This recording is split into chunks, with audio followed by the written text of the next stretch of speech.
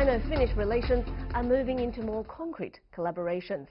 Finnish President Sauli Niinisto and Chinese President Xi Jinping signed a joint action plan in Beijing this month, aiming to extend that partnership in winter sports, education and tourism, climate change, trade and investments, and more.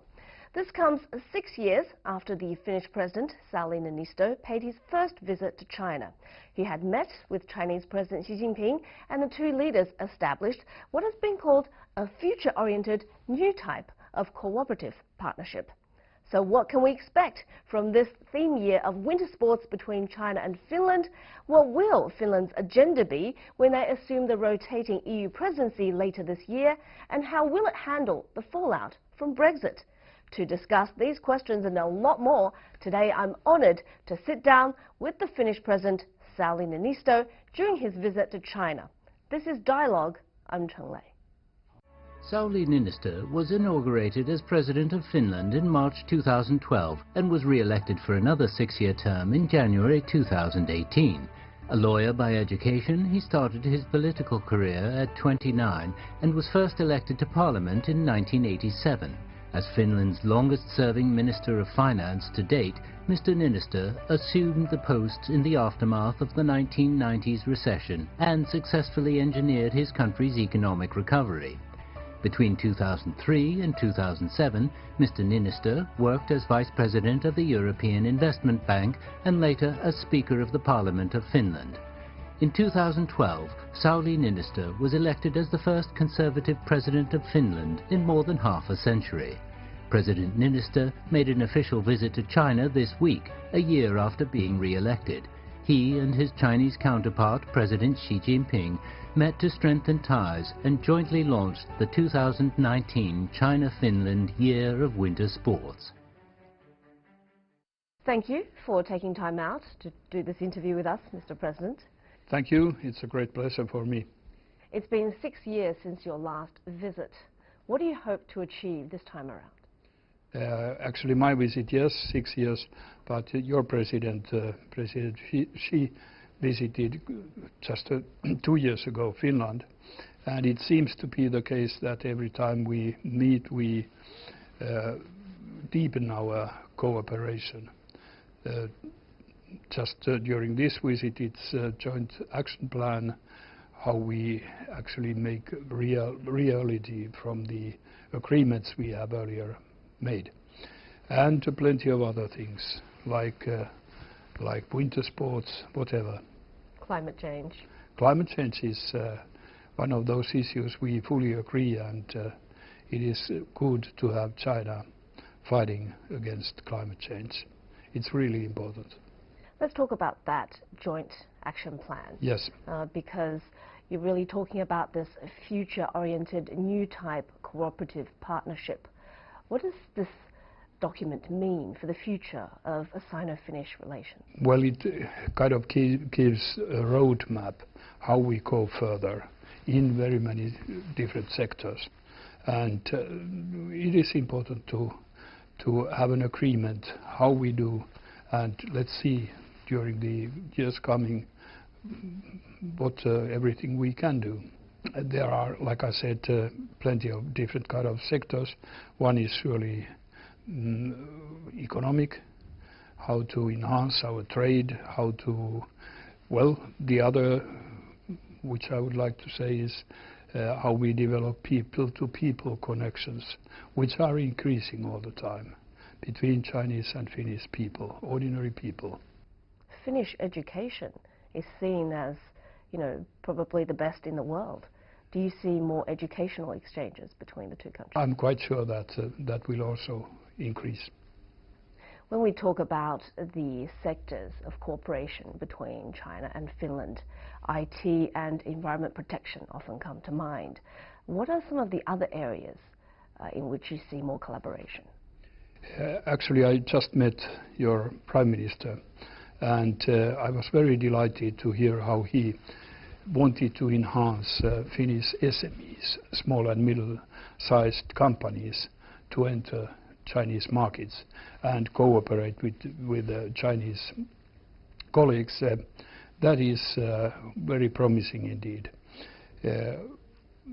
what we and what the Prime Minister also enhanced was cooperation in clean tech, how we are building a better world. Yeah, we were talking about that at the Sino-Finnish seminar yesterday, Yeah.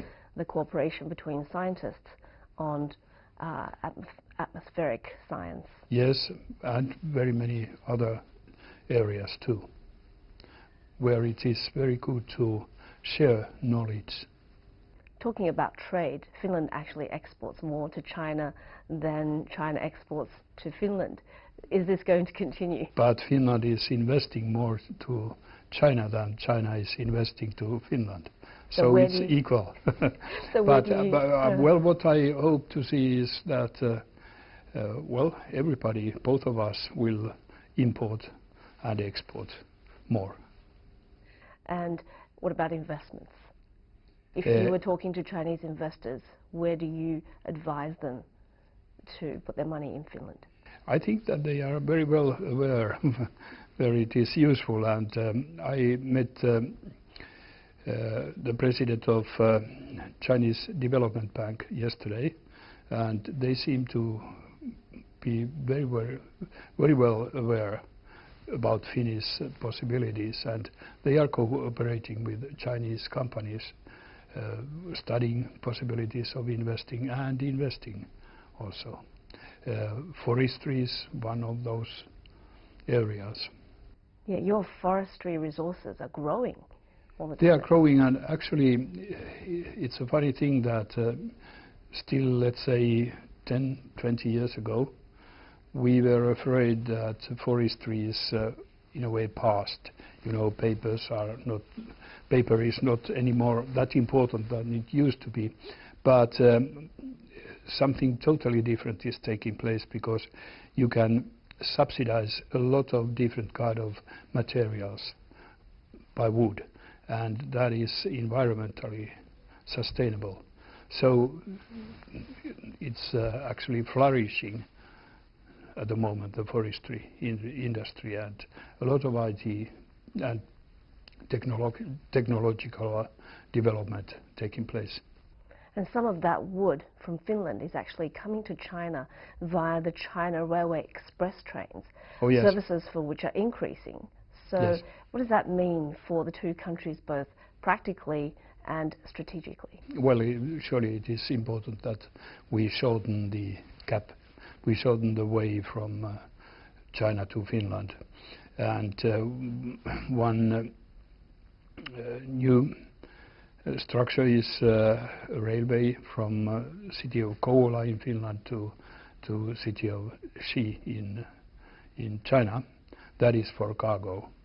But hopefully we can also develop possibilities of people to make the trip by train. Actually, it's very popular amongst young Finns, like my son did. They go by railway through Russia, through Mongolia to Beijing. How long does it take? He was quite long away. But when you're with your friends and you have music, I guess it doesn't really matter. No. Actually, it's an adventure. That's true. Yeah, it's very exotic. That is. So 2019 is the theme year for winter sports between China and Finland. Yes. What exciting stuff can we look forward to? I think we see a lot of work being done. There are a lot of Chinese athletics already in Finland, training, and Finnish trainers coming here. And well, in China you have to build up a lot. So it is more work, and the pleasure comes during the Olympics. Yeah. Hopefully for both countries. I mean gold medals. Yeah. I actually met some Finnish trainers when I went to Chiang for Christmas. I see. Ski resort. So what did they teach you? How not to fall so much. Okay. But they were very sophisticated, trainers. So I think they weren't really for me. Okay. Yes. I understand. Yeah. But aside from the fact that Finland has these unique, natural environment advantage, what else makes Finland such a strong country in winter sports? Is there something that China can take out of Finland's books? Well, I think that as important as the Olympics is also to get Chinese people acquainted with winter sports, because that is very, very exciting. It's good for your health. And in Finland, I remember from my school times, I was skiing to school.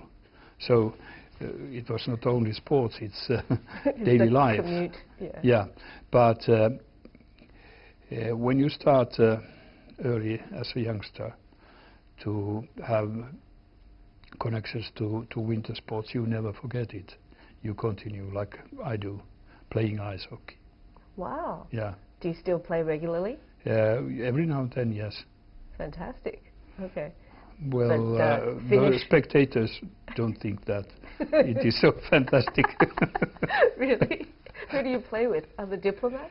No. I go just out to rinks, and there are usually youngsters who like to see me because I'm a bit slow, and they like to let's say, go around. So they know that you're the president? They know, yes. All right. Yeah. So you don't get into fights like the Canadians with their hockey? No. I'm too slow to get to situations where you can fight. All right. So aside from winter sports, there are many things about Finland that's making it now one of the favorite, especially winter destinations for Chinese tourists. Yes. Are you going to make the visa and other travel processes a bit easier for Chinese tourists? We are all the time doing that, and also the EU policy on mobility, that is important. But we have increased so that one can leave to 15 different places here in China an application for visa, and we try to increase those places so that it would be really a bit easier. Or what about giving them longer stays, multiple entries? All that must be considered, yes. And when you took the northern part of Finland, Lapland, we have excellent places to have summer holidays too. The lake area is extraordinary, and also the seashore. So welcome whenever. Santa Claus Village, of course. Oh, that is during the winter time specifically. Yes. On to more serious topics. One of the biggest worries for the EU right now is what's going to happen to Brexit. Do you want to speculate on the future of UK-EU relations and how it affects Finland? Because the UK is your fourth largest trading partner. Yes. In any case, we have to keep in mind that the relation between UK, Finland, between UK, European, different countries, it's a long history, and you just don't cut it off. So I'm sure that we will find means in every case, whatever is taking place, how to continue. And we also see huge interest in UK to get prepared even to the worst, and how we can continue after that. So it's not a huge catastrophe. Unpleasant, but not huge catastrophe. And Finland is set to take over the rotating EU presidency in the second half of this year. What's going to be Finland's role in advancing China-EU relations? Surely we have excellent relations with China, and we want also to enhance EU-China relation. What concrete comes up, well, that remains to be seen. Thank you. Right, we are going for a short break here on Dialogue. We are talking to the President of Finland, Sauli Niinisto. We'll be back with a lot more. Does it ever bother you that sometimes Finns are seen as, very antisocial? Actually, we are not at all antisocial. We might be a bit, speaking a bit less than others, but that means that we are listening more. Why was Finland chosen as the spot that Trump and Putin met last year? I'm afraid you have to ask them. You're friends with both of them? Well, I get along with both of them. Not easy. Not difficult either.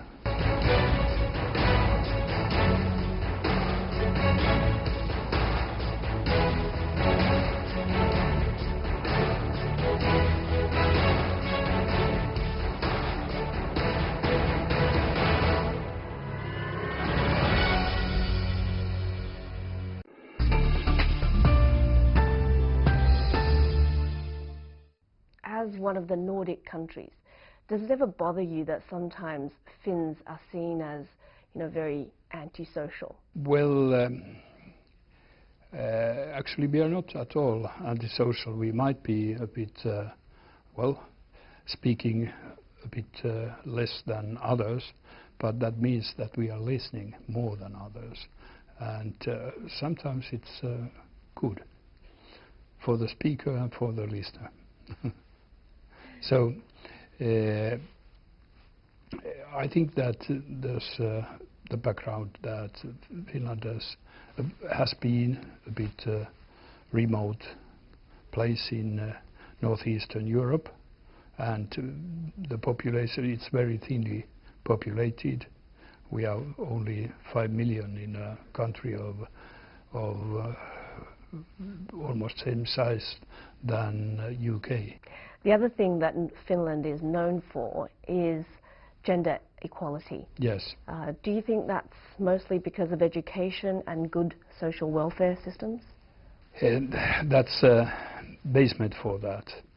And actually Finland was the first country in the world to give full political rights to women. That took place in 1907 actually. And I think that it has become during the decades but kind of a natural thing in Finland. But surely we have still room to improve. Is depression an issue? Sometimes you read about, rising number of suicides in Finland. I know it dropped for a while and I think it's now coming back up. Do you think it's partly because of the climate? Well, that is very difficult to say. Some say that maybe the dark winter has an impact, but well, we talked about Finns being a bit by themselves. So they're too shy to seek help. Maybe that it might be one of the reasons, and worrying too much. That is taking responsibility, but worrying also, and some of us worry too much. You're known very much as a man of the people, and hence your very long and successful political career. You've been photographed, just sitting with the people, not asking for a special chair, just on some steps. You often make a point of doing normal things. Why is that important to you? I'm not making any point of that. I'm just being like I used to be and want to be. It's so very simple. But it's so easy to get caught up in the, feeling important and wanting, certain standards of protocol and so on. Well, if I attend to something where one has to follow protocol, I do that too. I'm not breaking any rules. Yes.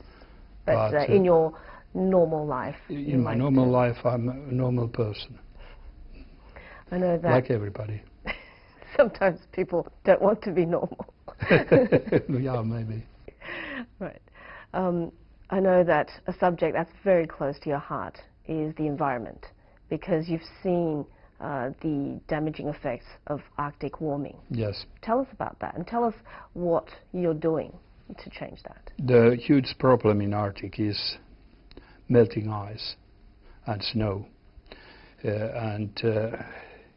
I have often said that if we lose the Arctic, we lose the globe, because the water level is rising, and the impact ice and snow still has, it reflects back to the atmosphere, the sun, the warming of the sun, but if you don't have them left, so the sun is warming more and more. What we can do, we are now chairing the Arctic Council, and one of the issues we have taken up is how to get rid of black carbon, because everybody knows what happens if black is covering snow or ice. It melts. And I know that you face similar phenomenon in Himalaya, where the snow is melting more than new snow is coming. So this is something we try to avoid, and there are elements actually that you can have quite quick results if you stop, for example, flaring, that is burning the extra cars. In energy. Yes, industry. and energy plants, specifically in Russia, also in USA, they have a bit old-fashioned plants. You could renew them, things like that. Why was Finland chosen as the spot that Trump and Putin met last year? I'm afraid you have to ask them. Is it because you're the ultimate diplomat? No, I have no idea. Really? I know that you're friends with both of them. Well, I get along with both of them. Not easy. Not difficult either. What's your approach to dealing with people who have large personas and are seen as difficult? Well, first of all, you have to respect the one you're talking to and trying to understand, which doesn't mean to agree, but understand his or her points and how he or she is thinking. If you understand that, you don't have to agree, but you in a way have a wider possibility of getting closer or getting compromised. That's where the famous Finnish listening comes in. Maybe that helps. We are not that talkative. When it comes to Finnish innovation, sometimes people credit that to the education level and also the style of education. What sort of education did you receive as a child or for your children? I think that the innovation, yes, you can learn things from books, but there are also people who are born innovators, learning to solve problems, different kind of problems, and that's an ability which is very valuable. But surely by learning things in school, in university, wherever, you get at least theoretical possibilities of being innovative. But I hear that Finnish teachers are incredibly well paid and also very, very highly qualified. Yes, actually they are not paid any better than, let's say, average in OECD countries. We have studied that. Really? So our success is not based on using a lot of money. I would more emphasize a tradition of respect. In Finland, Finland has been a very poor country. Parents learned specifically after the Second World War that if you want that your children have better life than yourself, they must be educated. And that's why very many parents, they in a way gave up their own needs to bring up their children and educate them. And other kind of respect has been respecting teachers. That is also a long tradition in Finland, and still is, because teachers are educated in universities in Finland, unlike in very many other countries. Teaching colleges. Yeah, and well, actually it's very easy to understand that if pupils respect learning and the one who is teaching them, so the result is there. But in China, you also have parents sacrificing for Sure, the children. I know. And you also have this, you know, so-called traditional respect for teachers. But the effects seem to be different. Well, wait and see. Maybe your results are improving. Okay. Hope so. All right. Thank you so much for your time. Thank you. Thank you very much.